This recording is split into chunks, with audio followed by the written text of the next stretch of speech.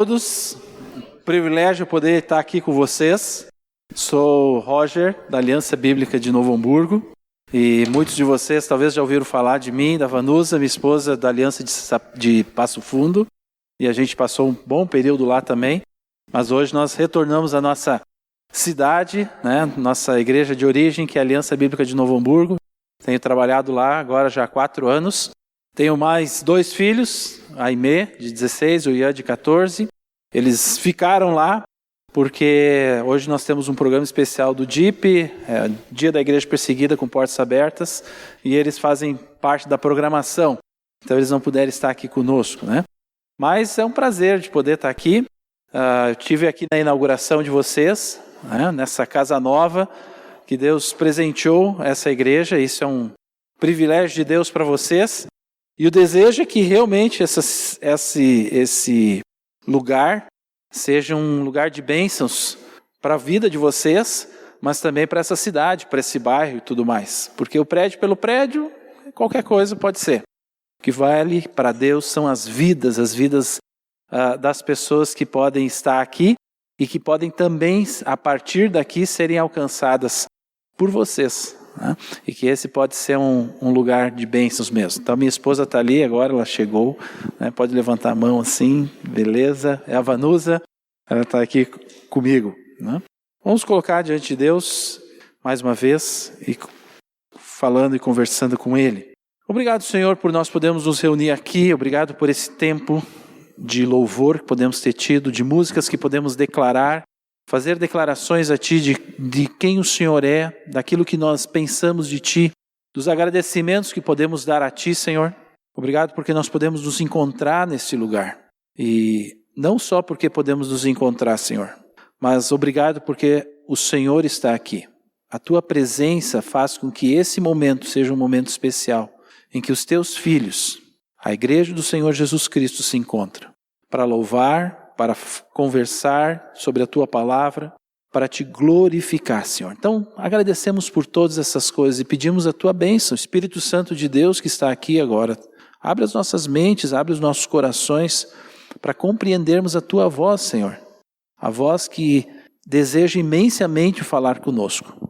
Deseja imensamente comunicar, Senhor, a Tua palavra às nossas vidas. Nos abençoa, assim, em nome do Senhor Jesus. Amém, Senhor.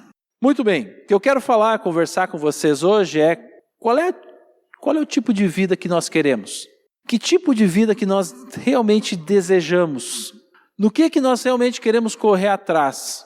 Como é que nós vamos pensar que as pessoas que nos conhecem, quando olharem para nós, para a Igreja Aliança Bíblica de Bento Gonçalves, como elas vão nos enxergar?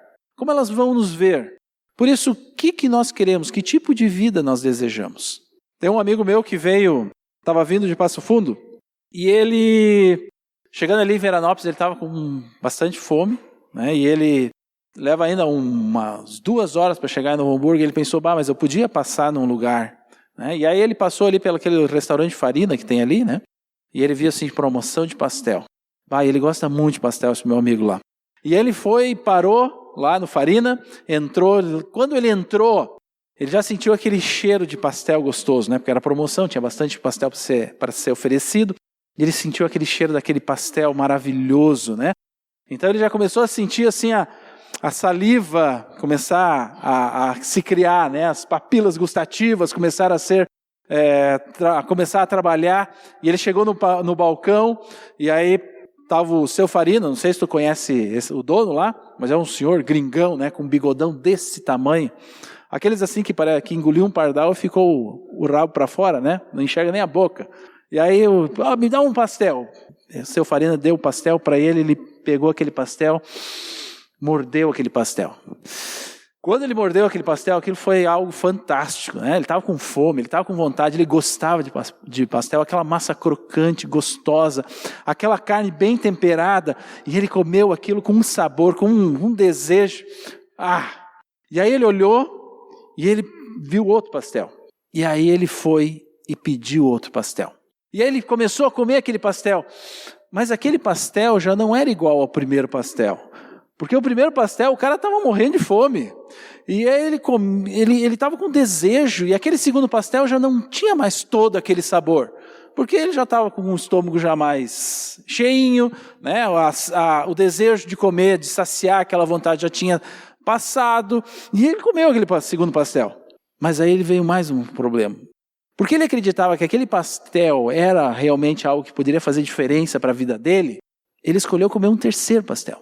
Quando chegou no 15º pastel que ele tinha comido, aquele primeiro pastel que tinha sido fantástico, saboroso, que tinha saciado, aquele 15º pastel já estava começando a levar ele para um outro caminho, né? Já estava começando a dar uma congestão e infelizmente a viagem dele não terminou muito boa, né? Mas enfim, ele fez uma escolha e a nossa vida é feita de escolhas. E essa escolha, que tipo de vida que nós queremos, faz parte da nossa vida. O fantástico é observar, por exemplo, nós como igreja. Nós temos uma complexidade de pessoas aqui. Quantas experiências de vida nós temos aqui? Quantas experiências de vida cada um de nós já passou que construiu aquilo que tu é como pessoa? De quantos lugares diferentes nós temos aqui? De onde tu veio? De onde tu veio havia um jeito de se viver, uma maneira de se viver, uma cultura diferente, por incrível que pareça, mudando de cidade, né? Para quem nunca experimentou isso, mudar de uma cidade, de uma região para outra, mesmo dentro do mesmo estado, muda completamente. Que tipos de pessoas que nós temos aqui? Quantos temperamentos, né? Aquele sanguíneo, melancólico, fleumático, temos aqui? Quantas pessoas diferentes nós temos nesse lugar? E isso faz com que essa igreja seja algo fantástico, maravilhoso. E que, na verdade, Deus trouxe cada um de vocês para conviver como corpo de Cristo, como igreja. Apesar das diferenças. Apesar disso, as experiências com os valores que cada um tem. Valores positivos e valores nem tão negativos. E às vezes valores muito negativos. Mas que Cristo Jesus alcançou cada um de vocês para viverem juntos, para se relacionarem juntos, para crescerem juntos. Mas ainda assim nós temos que continuamente fazer escolhas. E a vida, que tipo de vida tu deseja, é uma escolha que tu sempre precisa fazer. Porque tu veio de uma família diferente, tu convive no meio de um corpo de Cristo, e há uma nova vida a tu viver agora. Há uma nova maneira de aprender a viver. As experiências que às vezes não são tão boas, ou os valores que não são tão bons, é um momento de escolha para mudança. Aquela pessoa que vivia jogando futebol todos os dias, né? Talvez tu conheça alguém assim, que gosta de futebol tanto que joga de segunda a domingo, né? E se tivesse 8 dias da semana, ele jogaria 8 dias da semana. E ele casa, e ele tem filhos. E ele continua jogando futebol, e de repente Jesus chega na vida dele. Chega na vida da família dele. Mas ele continua porque aquilo era um valor de vida para ele. Aquilo era muito importante, ele fazia isso desde criança. Por que vai ser diferente? Era bom? Claro que é bom, ele estava com os amigos dele, ele fazia uma coisa que satisfazia ele.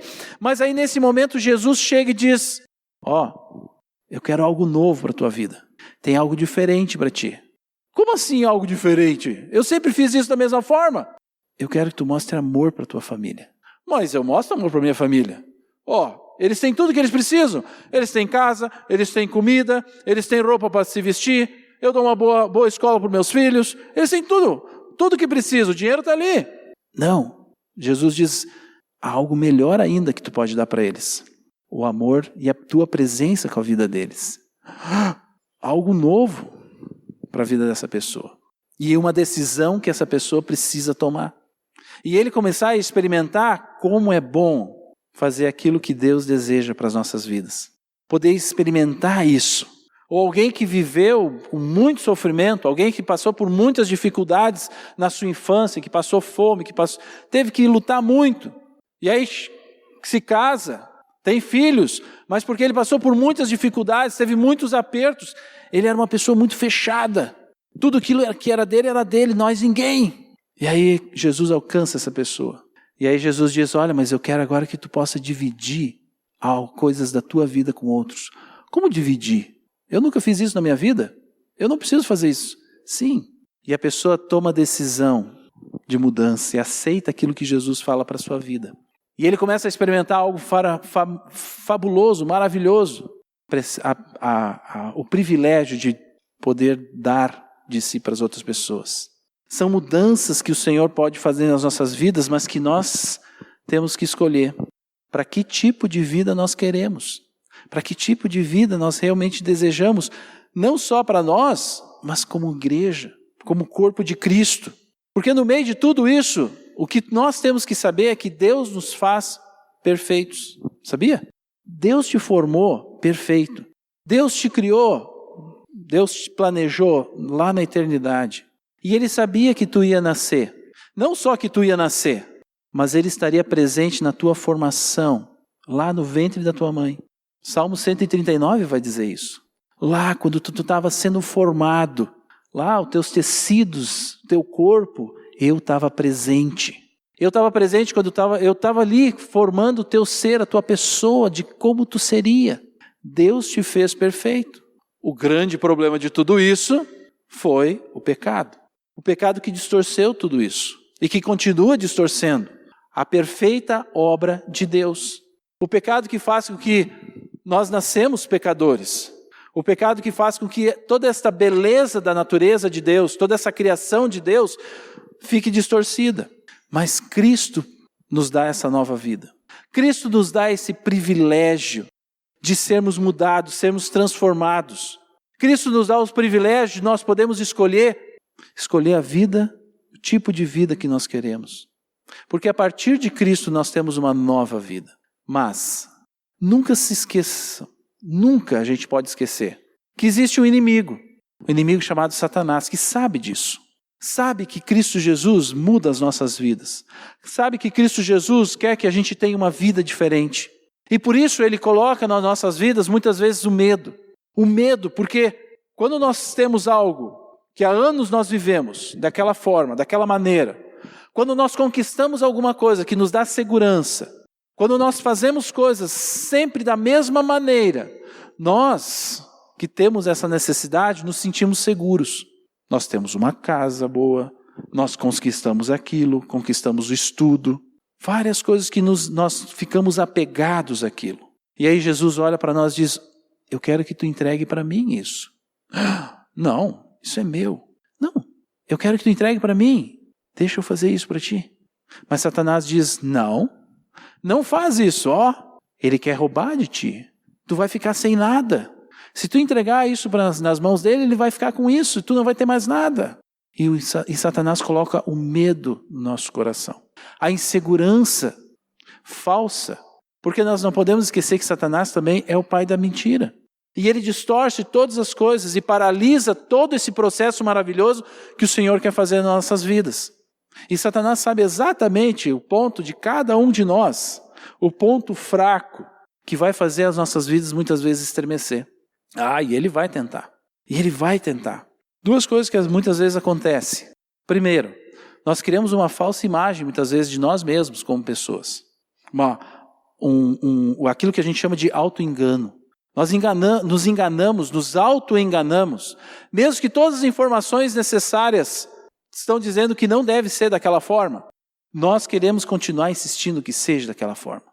Mesmo que aquele pastel, no 13º pastel, tu já está começando a ganhar uma congestão, mas lá no teu pensamento está dizendo, não, mas eu vou comer mais um, porque eu vou saber que aquele outro vai ser bom. Mas não. O auto-engano da nossa própria pessoa, que nos faz muitas vezes tomar decisões de vida contrárias àquilo que o Senhor gostaria que tivéssemos, que fizéssemos. Que muitas vezes nos leva a ter uma falsa humildade de nós mesmos. A falsa humildade. Uma expressão que Martim Lutero fala. Pessoas que adoram carregar água para o poço. É o contrário, né? Do poço, as águas vão jorrar. Pessoas que adoram carregar água para o poço. Ou seja, elas querem mostrar tanto que elas são tão humildes, que elas começam a fazer tudo para as pessoas olharem para ela e dizer, viu? Olha como ela é humilde. Mas não há sinceridade do coração. É o auto-engano. Ou também pessoas que muitas vezes se tornam legalistas, que são baseadas em leis, em regras. Pessoas que vivem abaixo disso. Pessoas que precisam viver aparentando algo. Pessoas que julgam os outros para fugir das suas próprias vidas. Pessoas que escolhem, desejam julgar, condenar, falar, exigir, manipular, para que as coisas aconteçam como elas querem e não como o Senhor deseja. E quando as coisas não acontecem como elas desejam, como elas querem, elas se perdem totalmente. Pessoas que muitas vezes fogem daquilo que o Senhor quer fazer nas suas próprias vidas. Pessoas que não enxergam quem elas realmente são e perdem a oportunidade de uma vida diferente. Perdem a oportunidade de viverem uma vida nova. Abre lá em Mateus capítulo 6. Mateus capítulo 6, versículo 31 ao 33. Jesus está no Sermão do Monte, como é chamado, desde o capítulo 5 de Mateus 5. Está rodeado de pessoas. E ele está declarando muitas coisas sobre o reino de Deus. Muitas verdades daquilo que as pessoas precisavam ouvir. Muitas verdades sobre aquilo que as pessoas precisavam mudar. E aqui no versículo 31 a 33 ele vai dizer o seguinte: portanto, não se preocupem dizendo que vamos comer, ou que vamos beber, ou que vamos vestir, pois os pagãos é que correm atrás dessas coisas. Mas o Pai Celestial sabe que vocês precisam delas. Busquem, pois, em primeiro lugar o reino de Deus e a sua justiça, e todas estas coisas lhe serão acrescentadas. Jesus deixa bem claro aqui que nós temos escolhas de vida. Que tipo de vida nós queremos? Que tipo de vida nós queremos que esta igreja tenha? Que vai depender das tuas próprias escolhas. Sabe que as tuas escolhas fazem a diferença para essa igreja. Não é as escolhas de 1, 2, 3, 4 líderes. As tuas escolhas pessoais, do teu dia a dia, fazem a diferença para esta igreja. Porque essa igreja não é uma pessoa individual, é um corpo de Cristo formado pelos filhos de Deus, da qual tu faz parte. Por isso as tuas decisões fazem diferença. Aqui Jesus usa a questão do reino, de rei, porque na época era o que se conhecia como sistema político, a monarquia. Havia um rei que era dono de um local, de terras, e dessas pessoas que moravam nessas terras prestavam contas para esse rei. Trabalhavam para ele, eram servas do rei. Em contrapartida, esse rei dava segurança e dava tudo aquilo que eles precisavam. E Jesus está dizendo, olha, qual é o reino que vocês querem correr atrás? Qual é o reino que vocês querem viver? Qual é o tipo de vida que vocês desejam? O reino daqueles que correm atrás de tudo, por suas próprias mãos, ou o reino de Deus, da qual nós realmente precisamos valorizar, da qual realmente nós precisamos viver para ter a boa escolha? Qual reino nós vamos seguir? E nitidamente existem dois reinos. Os pagãos, que são o reino desse mundo. Os pagãos, que são o reino desse mundo, que são o reino de Satanás. O sistema de valores que é contrário a Deus. Tudo aquilo que faz parte desse mundo, da qual Satanás coordena, da qual Satanás comanda, e da qual Satanás não deseja em nada que as pessoas possam conhecer ou viver algo sobre Deus. Um sistema de valores contrários a Deus. A sedução, a cobiça, o poder. Satanás sempre vai batalhar nessas três coisas. A sedução, a cobiça e o poder. E na própria palavra de Deus fala isso. Abre lá em Gênesis 3. Gênesis 3, versículo 6. E aqui está mostrando a queda do homem.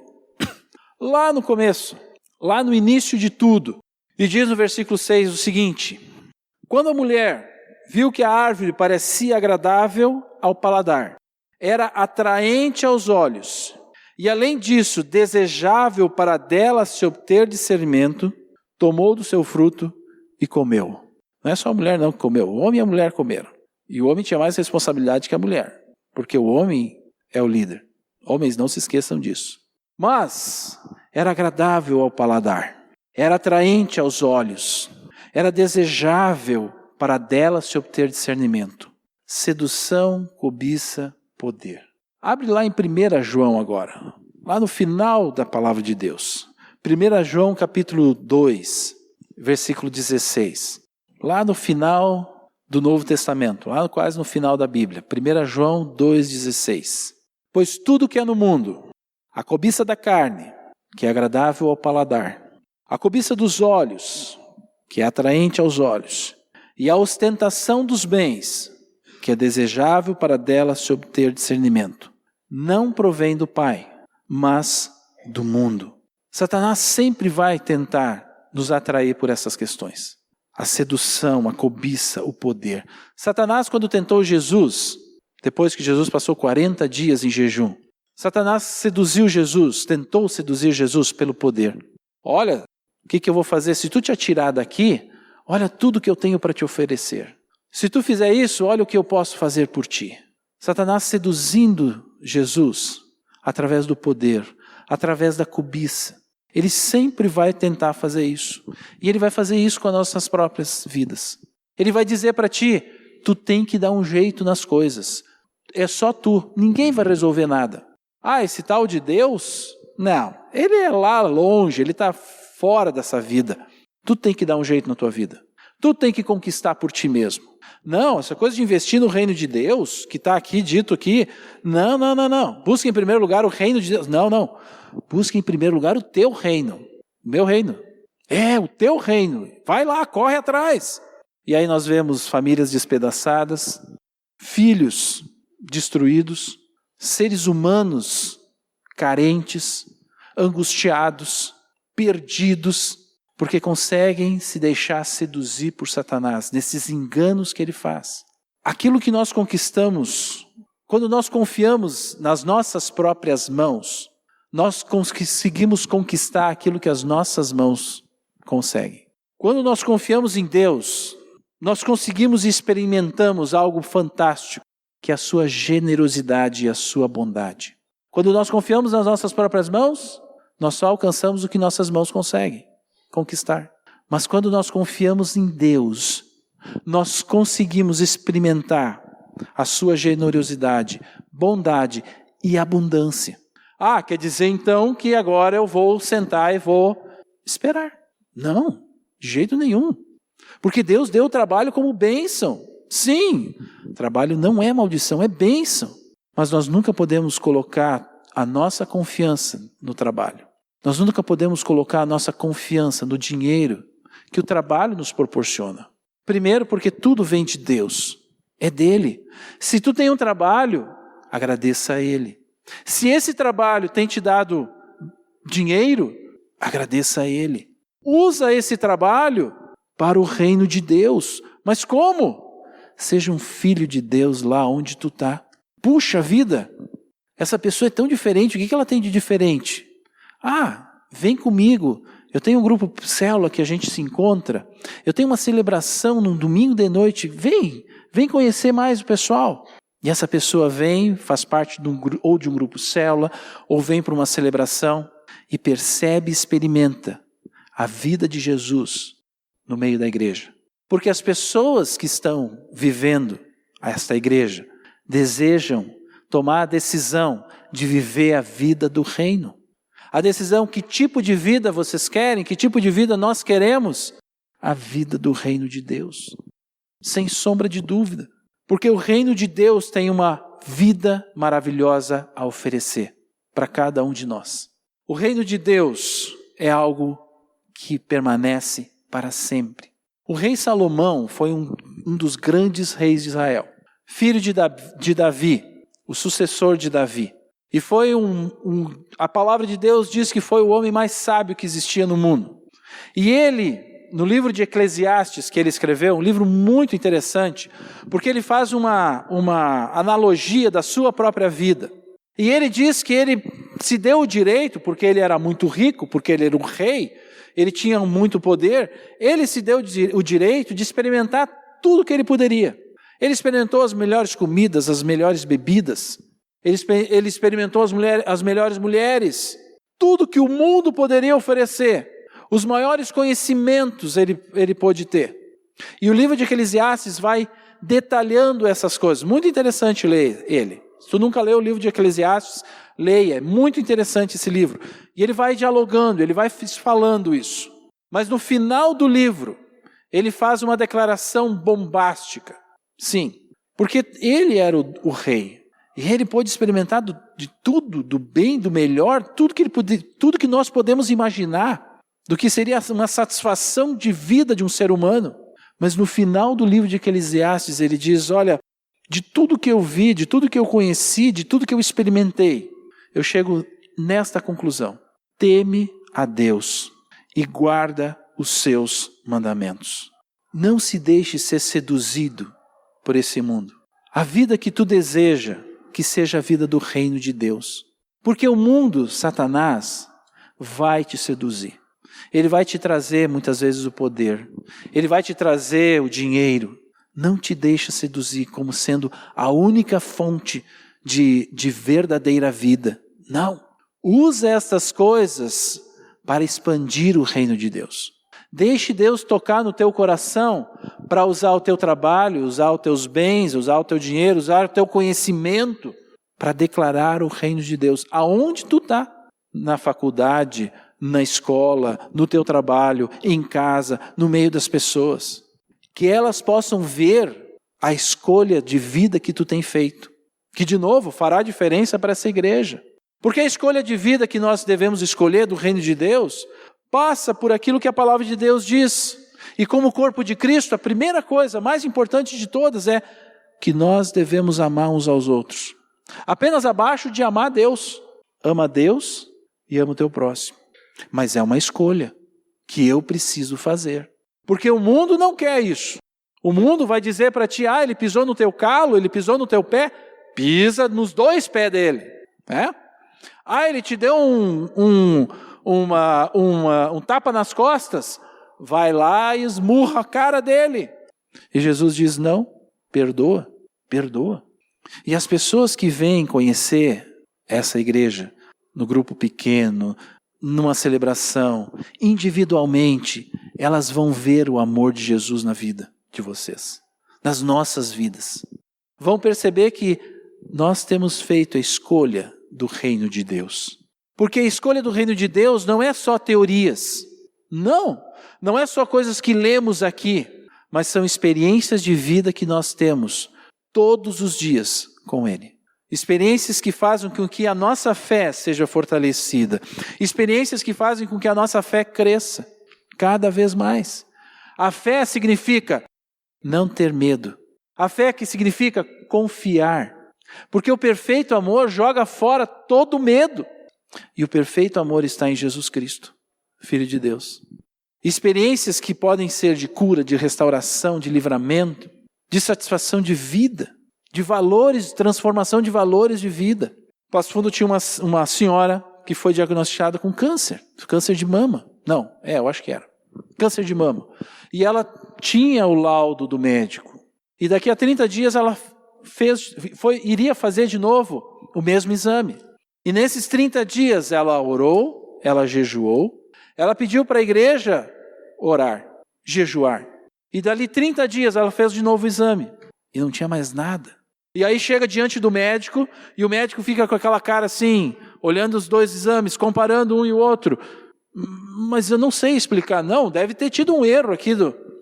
E ela contando que ela disse, não teve erro. Teve um Jesus que estava comigo. E eu orei, e eu jejuei, e eu tenho uma igreja que estava comigo orando. E eu fui curada por ele. Sim, claro, exatamente, é isso aí, né? Daí eles querem dar umas desculpas. Às vezes, talvez não exista a cura. Mas nesse caso aconteceu algo fantástico. A fé dessa pessoa, dessa senhora, foi fortalecida. E ela leva esse testemunho para toda a sua vida e para quem quiser ouvir sobre isso. De famílias que são restauradas, de relacionamentos que foram quebrados, de família, de irmãos, de pai, de mãe. E porque entra o amor de Jesus, entra a decisão de viver o reino de Deus e a sua justiça. Se perdoam, são restaurados e são também curados. Experiências de vida que nós temos com Ele. Experiências de vida que tu pode ter com Ele. E que ninguém neste mundo pode tirar de ti.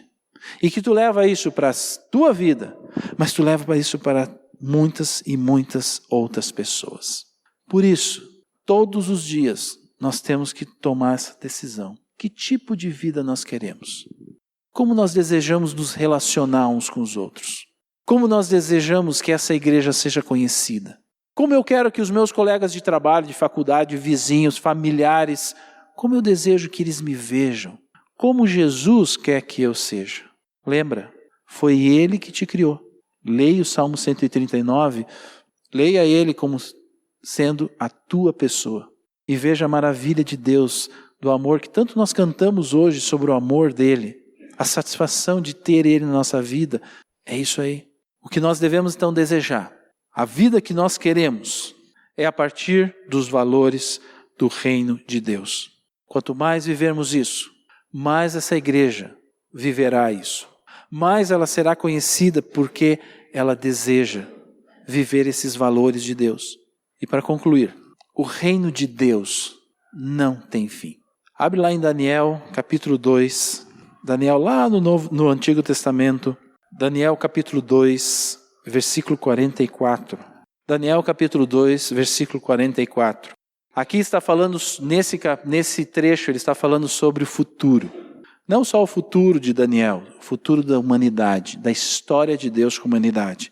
E diz no versículo 44, na época desses reis, o Deus dos céus estabelecerá um reino que jamais será destruído e que nunca será dominado por nenhum outro povo. Destruirá todos os outros reinos daqueles reis e os exterminará, mas esse reino durará para sempre. E se tu tens o Senhor Jesus Cristo como teu Senhor e Salvador, tu faz parte desse reino. A tua vida é eterna. E que nesse momento que tu tem vivido, tu possa ter a escolha certa do tipo de vida que tu deseja. Do tipo de vida que tu deseja para essa igreja. A vida do reino de Deus. Os valores do reino de Deus. Que essa seja a verdade que vocês possam levar. E refletir sobre ela durante a semana. Pensar sobre ela durante a semana. E possam viver isso intensamente. Vamos orar? Senhor, nós agradecemos muito por abrirmos a Tua palavra e podemos declarar ela. Podemos ouvir o Senhor falando através dela. Obrigado porque nós podemos saber, Senhor, que o Senhor nos ama como nós somos. Obrigado porque nós podemos saber com certeza que não é aquilo que eu faço ou deixo de fazer, que o Teu amor por nossas vidas será menor. O Senhor nos ama intensamente, Senhor. Infinitamente. E que esse Teu amor mova o nosso coração, o coração desta igreja, Senhor, na Tua direção, todos os dias, para vivermos aquilo que o Senhor tem para as nossas vidas. As experiências de vida que o Senhor tem para nossas vidas. E sermos um testemunho verdadeiro, único. Um testemunho que seja forte para todas aquelas pessoas que vivem em nosso redor e que não Te conhecem, Senhor. Mas nós primeiro precisamos viver isso no nosso meio. Nos amar uns aos outros. Viver uns para com os outros. Perdoar uns aos outros. Se importar uns pelos outros. E seja uma explosão, Senhor, de amor para todas as pessoas. Abençoe essa igreja assim, desta forma, dessa maneira. E que ela cumpra os Teus propósitos para ela, nesta cidade de Bento Gonçalves, e também para fora, para onde o Senhor quiser conduzir tudo isso. Abençoe eles assim, em nome do Senhor Jesus Cristo. Amém, Senhor.